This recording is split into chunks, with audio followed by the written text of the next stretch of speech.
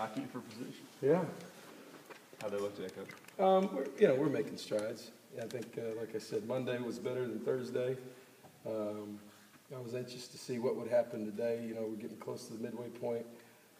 Second practice this week, just with a day off instead of really 3 days from last week. So it's really a strain. Guys are looking forward probably to scrimmaging a little bit more to the scrimmage, but the energy level is better, and I think we're making strides. Are they taking to teaching really well? Yeah, I think so. My voice is a little bit cracked up today, but it's good. We're throwing a lot of things at them and trying to get some things installed so that they can have the opportunity to execute and play Saturday without coaches on the field. And so they have to make decisions. They got to be able to do some things in front of a crowd, and that's what Friday's practice will be about. Really, kind of just to tune up. We've gone pretty good here the last couple days, and Friday we won't go as long, giving them opportunity to really know what they're doing for Saturday, so we can really get some real evaluations going as far as the position battles that are going on there. One of the stadium options presented today was completely tearing down Kyle Field, which would probably mean playing on the road for a year. Could there be positives in that, playing in Reliant Stadium for a season? I know Kyle Field is special, but could there be positives from it? Yeah, I don't know. I saw that announcement today. I've been so wrapped up in what I'm doing. I'm like, you guys, it's fine. That's great. I don't know what the logistics are. We've got that's a higher issue than me. So those decisions are not going to be made by the football coach. I know that there's different companies out there doing evaluations on what we need to do, and whatever the decision is, we're gonna abide by it, knowing ultimately that you're going to be in one of the finest facilities in the country. So whatever happens happens. I'm looking at the end result, and based on the company that is in charge of this project.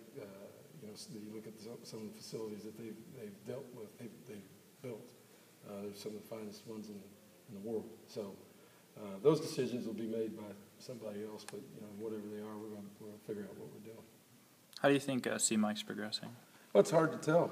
We're not tackling him. Yeah. So, he's way ahead of where I thought he would be.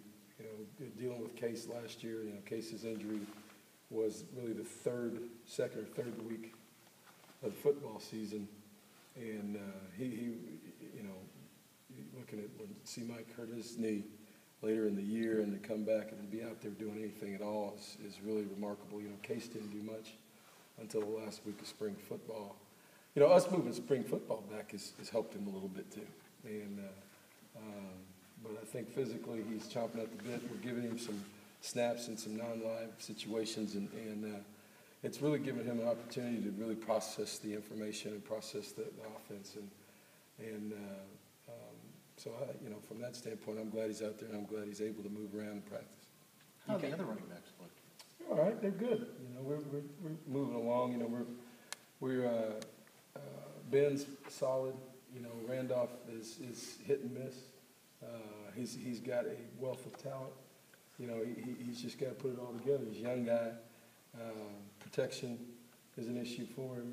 Making sure he hits the right hole, passing up cuts. But he's young.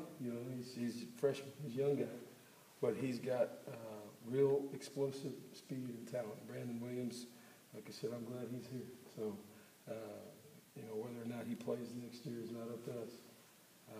But he certainly has 3 years of eligibility. Either way it goes. So, we've got some talent there. We'd love to see Will come on and the light come on for him to be consistent. And that's the whole deal.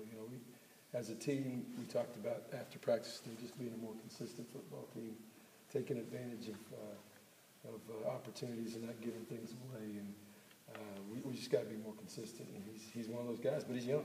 So it's the guys who are old that are seniors or fifth-year guys that are inconsistent. That's when you're really concerned. For those backs coming in that have been here before, what's their biggest adjustment to your system and the way things, or is there much of an adjustment? I don't know what they were taught before. So, No. I mean, we're just teaching them what we do. Last year, there was a lot of focus on balance